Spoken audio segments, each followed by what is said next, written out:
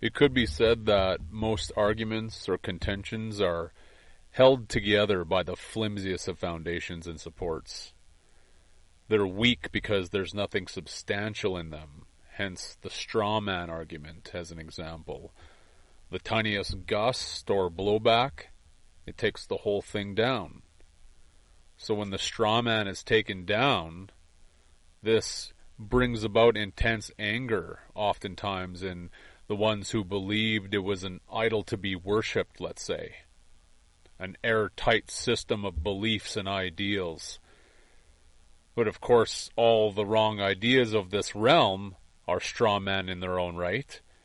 But the weight of so many believing in certain ideologies has created a perception that the ideas are strong and worthy.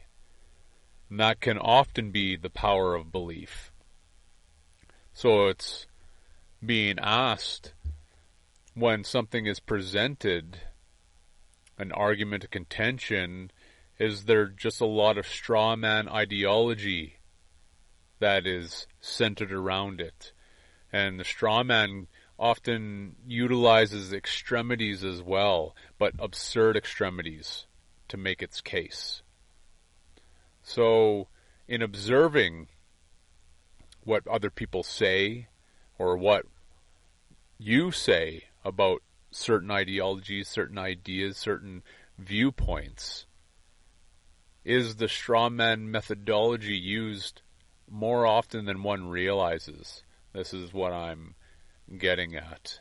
Because it's logical fallacy, and that's well known, anyone who understands what the strawman concept is about. And I'm not really getting into the strawman in terms of the legal name as well. And it's interesting to connote that it is a part of this system, as I say. And yes, everyone who carries any form of ID, any time you go to a bank and open up a checking account, let's say, or savings account, you're using a strawman identification, some type of government ID.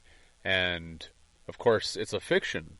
That's why none of these strawman arguments can withstand the blowback. You just literally blow them back with the slightest bit of truth, because it can't withstand the force of any form of truth against it whatsoever. It's just completely false.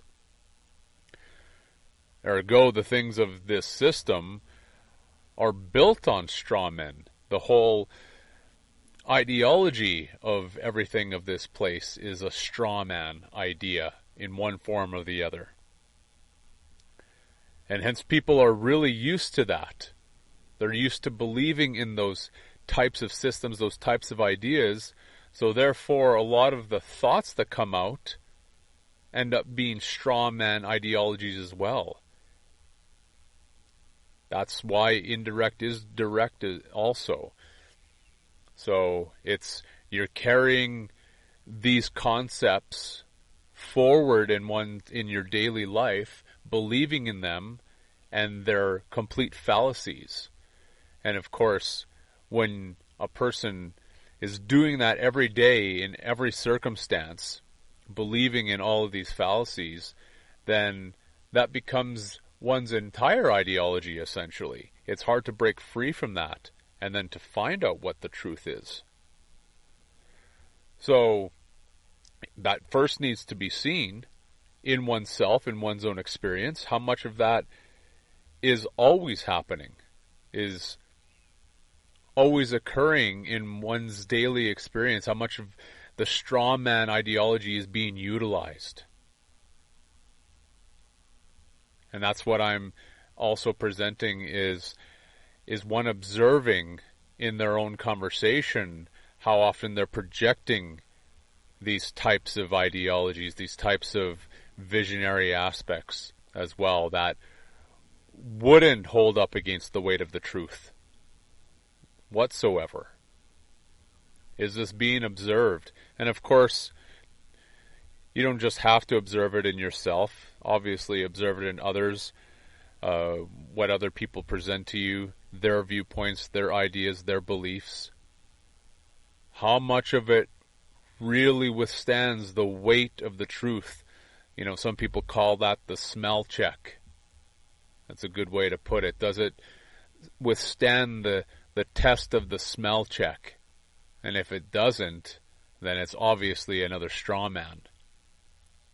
And of course, everything should be looked at this way. Everything should be questioned in that regard to see if it can withstand even the slightest gust whatsoever. And if it can't, then it should be discarded.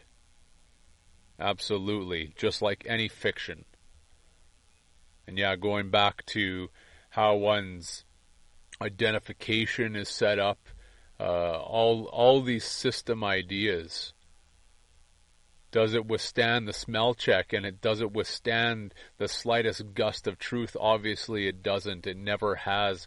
That's why it's been so easy to see through once people caught on for the first time. They saw, well, geez, let's look at what's going on here. You know, why is my name spelled in all caps? What's the meaning behind it? And of course, on and on it goes in terms of the research in what's going on and how the system sets up all these fictions all around us. The whole thing, the whole realm is a fiction. In essence, at least on the surface level, we can easily see that. And of course, you scratch through the layers and you realize, yeah, the entire thing is a fallacy. How could I have believed in any of it?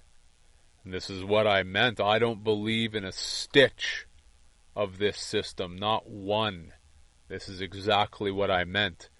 The whole thing is wrong. None of it passes the smell check because it stinks to high heaven.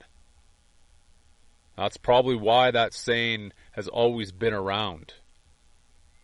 Yeah, and it goes higher and higher and higher, that smell. I don't think it's an accident that when you climb something, it's called a scent. Yeah, it's a scent, meaning a smell, something that stinks. Stinks to high heaven, as I just said. So I wanted to give this as something to ponder today. And yeah, obviously tied in with the extremities a little bit.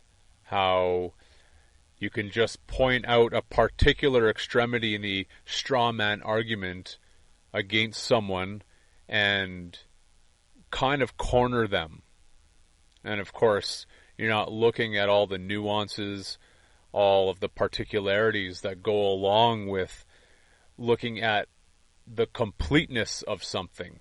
The only way to find the truth is to go through all of it. You can't just look at one piece of the puzzle and then get the whole picture. You're going to need every last piece if you can find every last piece. At least as insofar as one is able to. All right. I hope everyone's doing all right today. And I'll talk to you again tomorrow. Take care.